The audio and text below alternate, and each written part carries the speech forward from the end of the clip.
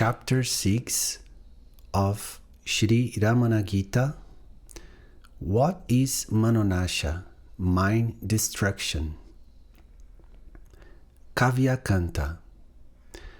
Bhagavan has said that the re-entry of the mind into the heart as effected by a jnani and known as Manonasha of Samadhi is radically different from the disappearance of mind in disease, etc. The disciples desire to know something more of Manonasha and Manolaya and how they are to be effected. Maharishi then continued, men find it hard to control their minds. That is the often heard complaint. Do you see the reason? Day in, day out, almost every hour and every minute, they spend their time gratifying their numerous desires. And they are and have been wholly engrossed in their attachment to external objects, i.e., the non-self. Hence, this outgoing tendency is deeply rooted and binds them like an iron chain. This strong vasana, instinct or tendency, has to be overcome before they can obtain the placidity, the equilibrium on which their realization has to be based. So let them begin at once, i.e., as early as possible, to reverse their conduct and to gain incessant mind control.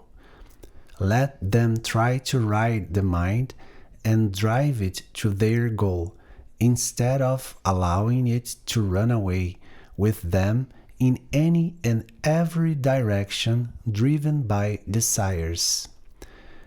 They may start their endeavor with various helps.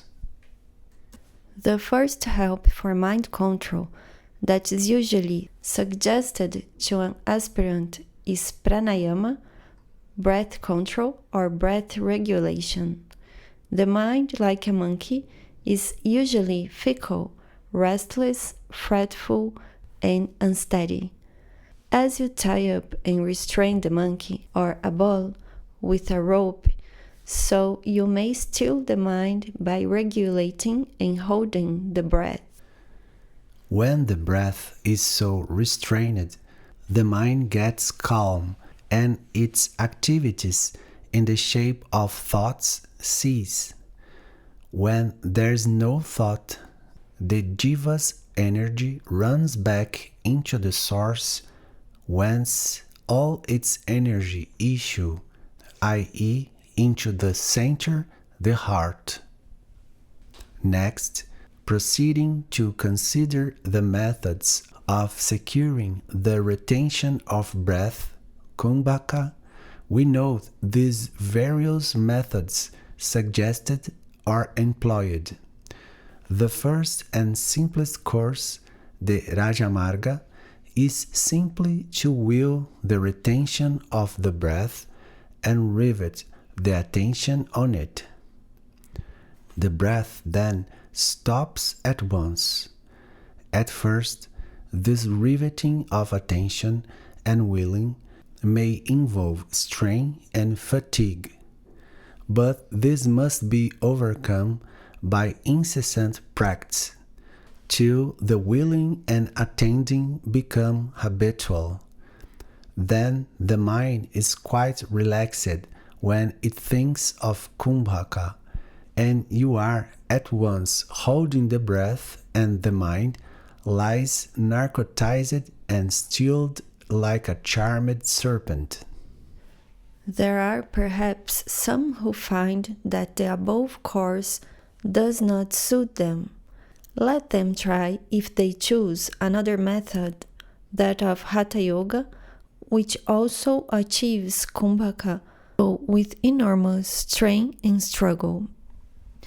Ashtanga Yoga, i.e., Yama, Niyama, asana, pranayama, pratyahara, dharana, dhyana, and samadhi is common to all the methods.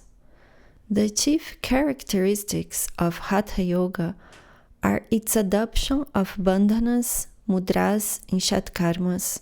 Details as to the practice of Hatha Yoga are found in special treatises devoted to it, such as Hatha Yoga Pradipika. In both Raja Yoga and Hatha Yoga, you find Rechaka, Puraka, and Kumbhaka. By Rechaka, you expel the used up air from the lungs through one nostril into the external air. Then you proceed to Puraka, i.e., to fill the lungs by drawing a deep breath of pure air from outside through the other nostril, and then follows the Kumbhaka, the important process of holding within the pure air in your chest for a gradually increasing period. If the period of Rechaka is taken as one unity, usually the period of Puraka is an equal unit, and that of Kumbhaka is 4 units. This is said to promote the purity of nadis, that is, the subtle nerves. This and the brain are perhaps rendered more efficient for samadhi, i.e., for concentration or meditation on that which has no characteristics or attributes. The purified nadis, nerves, and the brain, in turn, help breath retention or kumbhaka. Breath retention is styled perfect or Suddha Kumbhaka when breath is restrained in every way and completely. Shuddha Kumbhaka is also the name given to yet another method of pranayama. Here, the abhyasi or aspirant attends only to the kumbhaka, leaving the period of other particulars of rechaka and puraka without any special attention. Of other methods, one only needs mention here. It is strictly speaking not a method of breath regulation, but the figurative application of it. Those who adopt the pure jnana or vichara marga disdain to attend to such a trifle as mere physical breath, and declare that rechaka consists in expulsion from within themselves of that useless or poisonous dehatma buddhi or I am the body idea.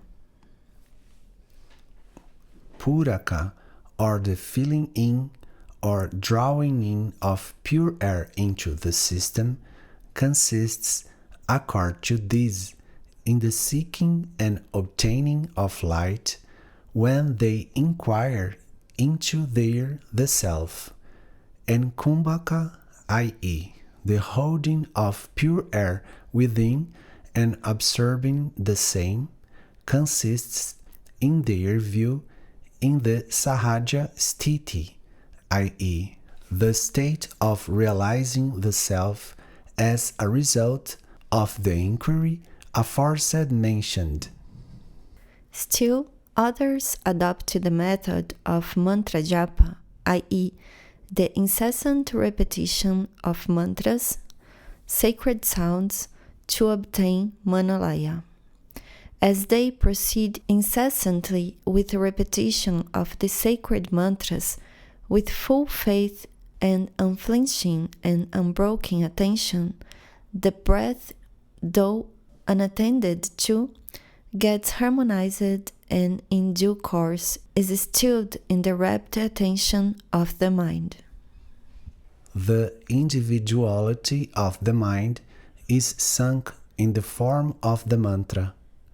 all these become one and there is realization. The stage when prana, breath, is identified with or lost in the mantra is called dhyana, meditation, and realization rests on the basis of dhyana that has become a firm habit. Lastly, we may notice another method of getting manolaya. That is, association with great ones, the yogarudhas, those who are themselves perfect adepts in samadhi, self-realization, which has become easy, natural, and perpetual with them. Those moving with them closely and in sympathetic contact gradually absorb the samadhi habit from them.